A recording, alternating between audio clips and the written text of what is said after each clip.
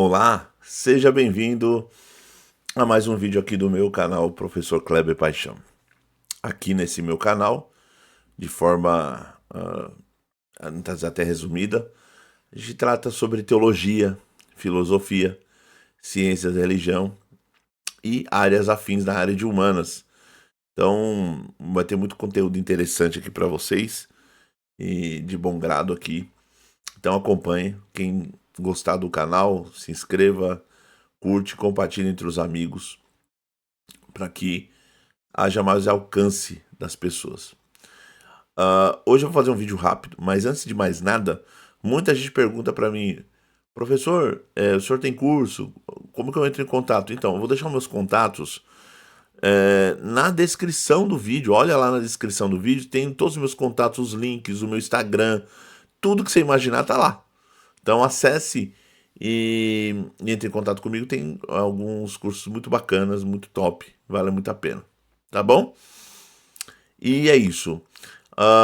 Agora, hoje, eu pretendo falar um pouquinho, assim, de forma bem resumida, sobre a palavra mistério, que é uma palavra que é muito utilizada de forma até técnica na teologia.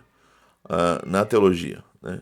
Ah, Muita gente vai ler livros de dogmática, de sistemática, vai lidar com a palavra mistério, mas não sabe em que contexto ela é utilizada e assim por diante. O que podemos dizer é o seguinte: a palavra mistério, tanto a sua raiz como a sua desinência, ela traz a ideia de calar-se, de silêncio, de silenciar-se. Provavelmente correspondia aos ritos de iniciação das religiões gregas, das religiões órficas,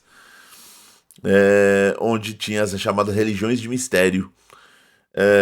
Por quê? Porque tinha essa conotação de reverência. Então o mistério tem esse quê de oculto, de reverência, de calar-se, de algo que você não tem acesso de forma tão fácil.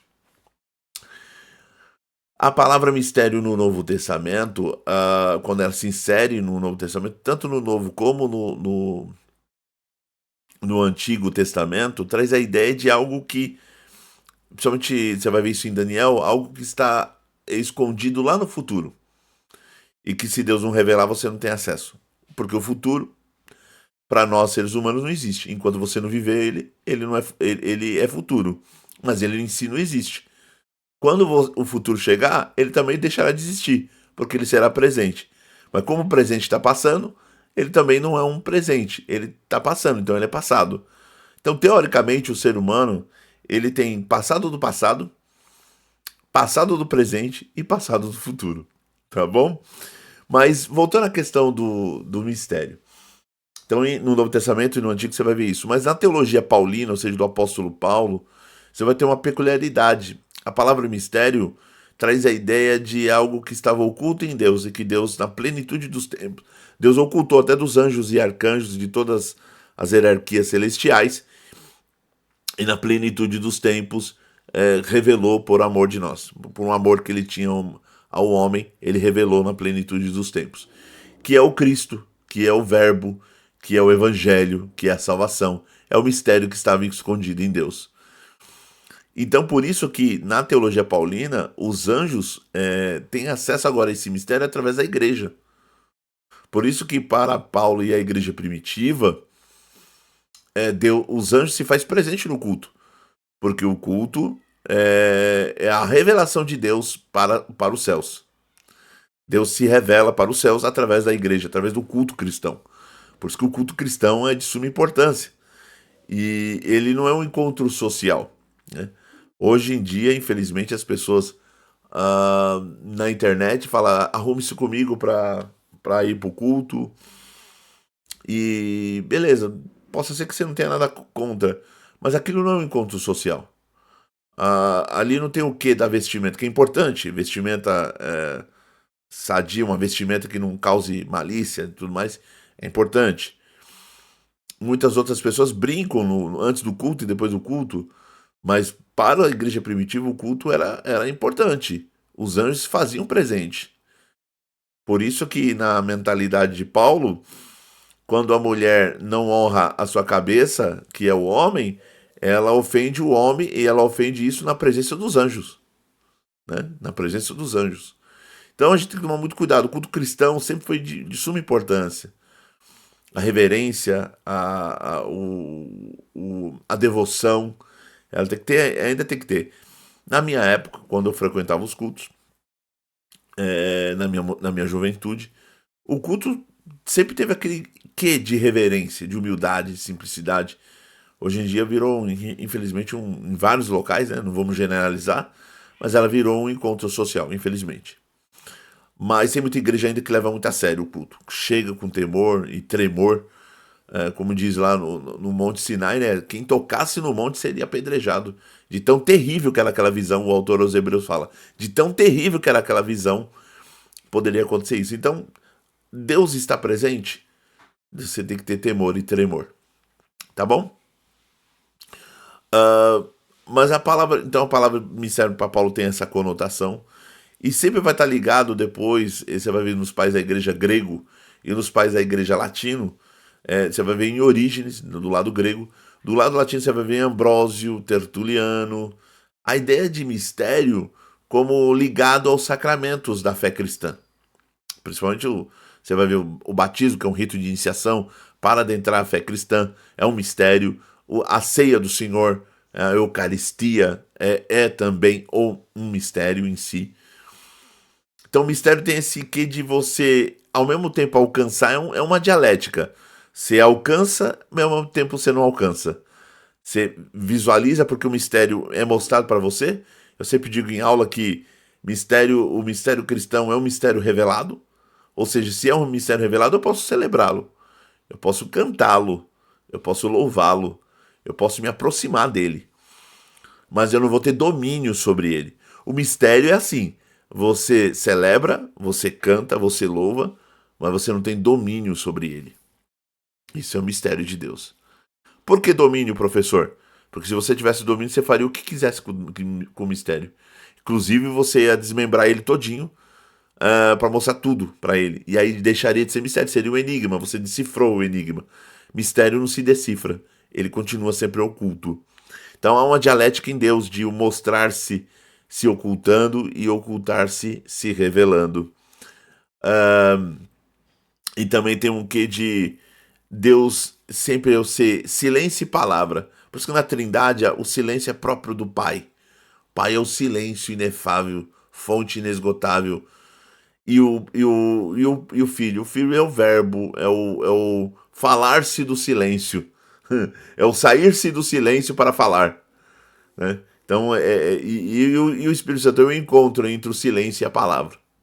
Você pode visualizar isso, uma obra muito importante de Bruno Forte, que é o teólogo italiano Chiet Vasto, que é o que eu pesquisei muito no meu bacharelado e no mestrado. Pois bem, então nós temos aqui um quê de mistério nesse sentido, envolvendo a questão dos sacramentais, dos sacramentos. E nós podemos também pensar o mistério como também uma fonte inesgotável. E aí você vai fazer uma relação muito com a eternidade. Por quê, professor? Porque se o mistério fosse esgotado, você ia falar assim, pronto, acabou tudo, agora já tenho tudo, acabou a graça. Ou seja, seria sem graça, não teria graça. Qual é a graça do mistério? Que ele se dá a nós, por isso que é graça. Ele se dá a nós, mas ao mesmo tempo ele se oculta. Mas ele tem um quê de infinito, né? Porque para pensar, se Deus produz em mim um amor infinito por ele, o Espírito Santo gera em mim esse amor inefável por Deus, é um amor infinito. Não? E Deus é um Deus infinito que também me ama, então o meu amor por ele será inesgotável, e o amor dele por mim será inesgotável, e o meu amor por ele sempre haverá um espaço para ele caber. Ele nunca será esgotado, nunca será. Porque se fosse esgotado, para pensar, a eternidade não teria sentido, seria inócuo, seria sem fruto, sem alegria. Qual é a alegria de viver eternamente com Deus? É a alegria que você sempre estará amando cada vez mais e sempre algo novo. Aquilo que o Bruno Forte chama de um novo de Deus. O novo de Deus é sempre aquele algo inédito, a ineditez, o ineditismo do novo de Deus, aquilo que é mais sublime, que surge sempre algo diferente. Deus sempre oferece para nós algo diferente. Por isso que o profeta dizia: novas são cada manhã. Então sempre há algo novo para Deus nos oferecer. E tinha um louvor lá na Renascer que dizia: sempre há de existir um novo amanhã preparado para mim. É exatamente isso. É viver o novo de Deus. Porque nunca se esgota em Deus. Nunca se porque Deus ele não pode ser esgotado. O dia que você esgotar totalmente Deus, você será um Deus. Mas tem a distinção de criatura e criador, você se debruça em Deus de forma infinita, de um amor infinito, mas nunca acabará essa relação. Por quê? Porque Deus é um Deus infinito e o amor dele é infinito e o seu ser é infinito e é inesgotável. Não tem jeito. Por isso que é um saciar-se insaciável. Eu só tenho a minha saciedade, o meu desejo completado em Deus. Só que em Deus é insaciável, porque eu sempre vou querer mais e Deus sempre vai ter mais para me dar. É isso que Deus é. É isso que Deus é. Eu acho que isso tem muito na teologia dos místicos. Os místicos sabem que Deus é um ser inesgotável. Inesgotável. Então, onde nós visualizamos isso? Já no culto cristão, visualizamos isso nos sacramentos e vamos visualizar de forma plena na eternidade. Por que o céu não será chato? Tem muita gente que fala assim: eu não vou pro céu, não.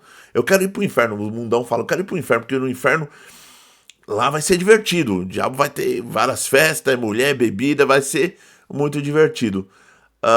E aí fala: mas o céu é muito chato, os anjos ficam cantando, cantando.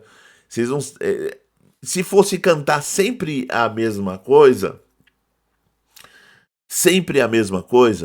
realmente seria muito chato. Mas não é só cantar por cantar, é desfrutar de Deus eternamente e nunca se saciar. E Deus sempre ter algo novo para te dar eternamente. Deus se renovando para você eternamente, dando algo diferente para você eternamente. A fruição será eterna. A beleza de Deus para você será eterna. Então a contemplação será eterna. Isso será a eternidade. Então ela não será chata.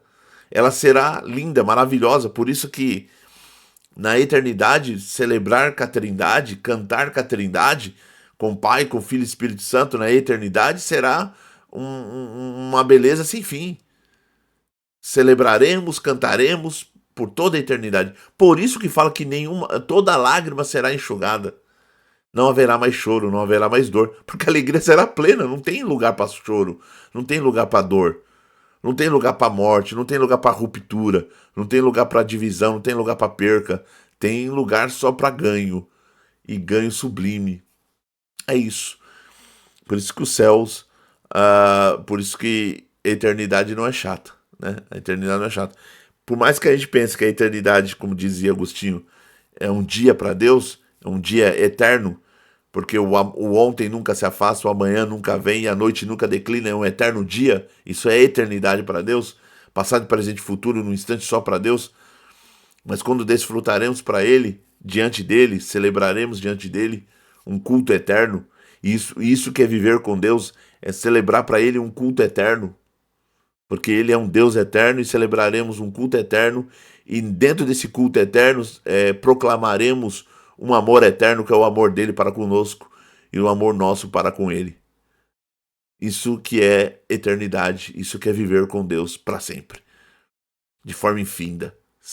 E nunca termina, nunca se sacia, nunca será enjoativo, nunca será repetitivo, sempre será algo novo, inédito, virginal. Isso é sublime. Isso é viver com Deus. E isso é pensar o mistério. E isso também é um termo que você vai encontrar na teologia trinitária. Por quê? Porque na teologia trinitária você pode vislumbrar algumas questões.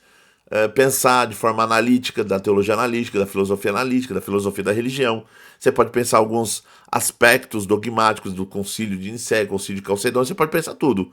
Mas lá no final, você se ajoelha e você oferece para ele uma devoção, cultua ele e se silencia. Mistério é silenciar-se diante dessa beleza inefável que é Pai, Filho e Espírito Santo, que eu falei e ao mesmo tempo não falei nada, porque ele é essa beleza que as minhas palavras não vão poder descrevê-lo. A minha linguagem é limitada para falar que Deus é.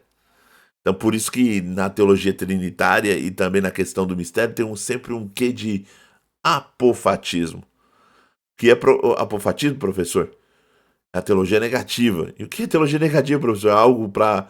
a teologia que você faz sinal da cruz é negativo? Não. Teologia negativa é aquela teologia que você parte do pressuposto que é muito mais fácil dizer o que Deus não é do que dizer o que ele é. Dizer o que ele é difícil, porque a linguagem minha é limitada. Então eu vou dizer o que ele não é. Quando eu digo que Deus é onipotente, não, ele não é só onipotente. Ele está para além da própria onipotência. Ele está para além da ideia de todo poder. Ele é onipresente, ele está para além da onipresença. Ele é amor, está para além da própria palavra amor. Ele transcende a própria palavra amor. Então eu não posso dizer que ele é amor, porque ele transcende a própria palavra amor. Isso, então, falar de mistério, falar de teologia trinitária, falar do Deus cristão, celebrar o Deus cristão, estar no culto, tem um quê de apofatismo, de reconhecer que a minha cognição sempre será limitada diante de um Deus incognoscível, mas que se comunica, se revela. Eu tenho ele, mas eu não domino. Aprenda isso. A revelação vem a mim.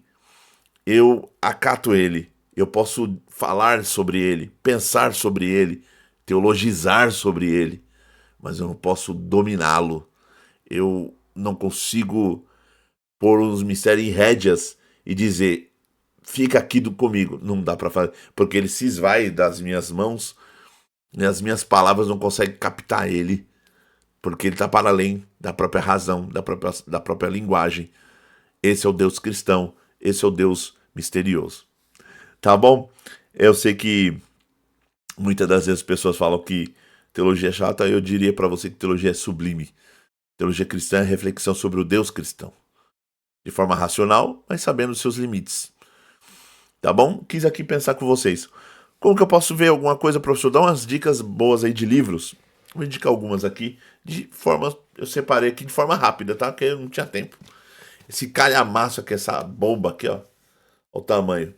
Esse aqui é o Dicionário Crítico de Teologia do Jean V. Yves Lacoste. Top. Pela editora Loyola. Espero o final do ano, na festa da USP. Tem promoção da Loyola, vale muito a pena. E 2 livros, assim, fantásticos. Um da editora Vida, do Calvin Miller.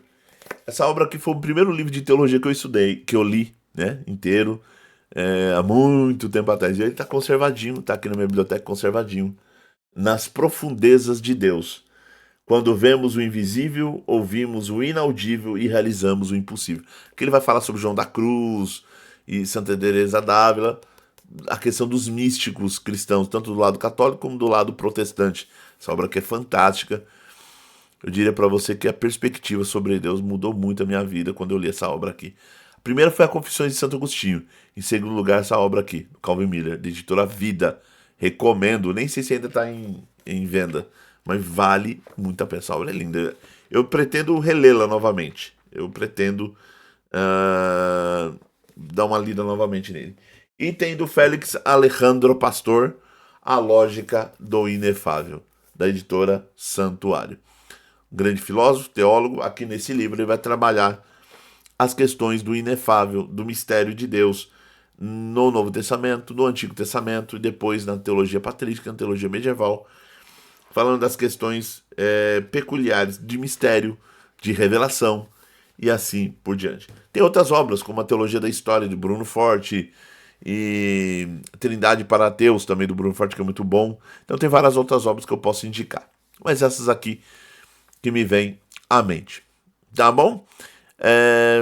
acho que próximo fim de semana tem algumas lives aí para logo, umas lives ao vivo pra gente fazer sobre teologia bíblica na teologia da revelação. Falamos de bibliologia, um pouco sobre canonicidade, do cânon bíblico.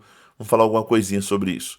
Sempre de forma introdutória, nada muito acadêmico, mas se você quiser se aprofundar academicamente, teologicamente comigo, fazer uma teologia séria, sem essas fanfarrices que você vê na internet, esse romantismo, as pessoas querem romantizar as coisas, acho muito feio isso. Teologia é coisa séria, se faz de forma séria e com responsabilidade. Eu faço teologia com responsabilidade. Os meus alunos sabem disso, é muita responsabilidade. Não brinco com dar aula de teologia.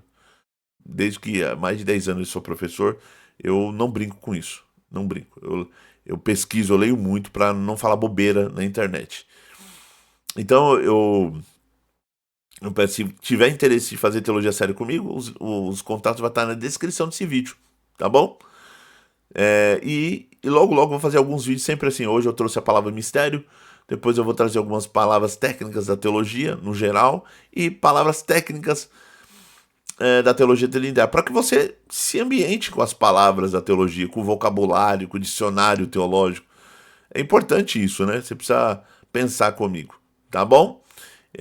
Deus abençoe a vida de todos, fiquem com Deus e até a próxima.